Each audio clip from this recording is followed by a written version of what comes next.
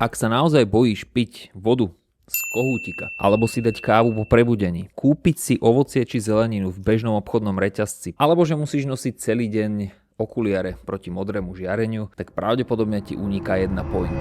Rajčiny som zjedol, lebo som už bol pažravý, ale to je jedno. Mnoho ľudí nepochopilo, o čom je zdravie, zdravý životný štýl a zdravé stravovanie. Snažia sa optimalizovať posledné 3% na úkor tých zvyšných 97%. Tých 97%, ktoré by im umožnilo tolerovať aj tie imperfekcie, ktoré tam majú. Nemôžeš sa dotknúť ani bločku z obchodu, nemôžeš si dať ani kúsok horkej čokolády, nemôžeš si dať nič, čo si nevypestoval vo svojej záhradke alebo čo ti nedala tvoja domáca kravička. A ja si myslím, že toto tým ľuďom absolútne nepomáha, skôr to u nich vytvára tú paralýzu analýzou, že analýzujú všetky možnosti, ktoré majú, všetky informácie, ktoré sú častokrát protichodné a nakoniec sa nikam neposunú, pretože nevedia, čo majú spraviť. A je to prevažne spôsobené tým, že čerpajú informácie od idiotov, ktorých obsah je založený iba na šírení strachu z potravín a žiadnych relevantných faktoch. Optimalizujme svoje zdravie na každom fronte, ja som úplne za to, ale sústredím sa naozaj na tie veci, na ktorých záleží. Strava, nech je celistvá, pestrá, rozmanitá. Hýb sa, rob aj silové tréningy, aj kardio, zarad čo najviac spontánneho pohybu sa ti dá. Ukludni sa, nestresuj sa nad blbosťami, pretože pravdepodobne stresovanie sa okolo toho ti nakoniec ten život skráti oveľa viac,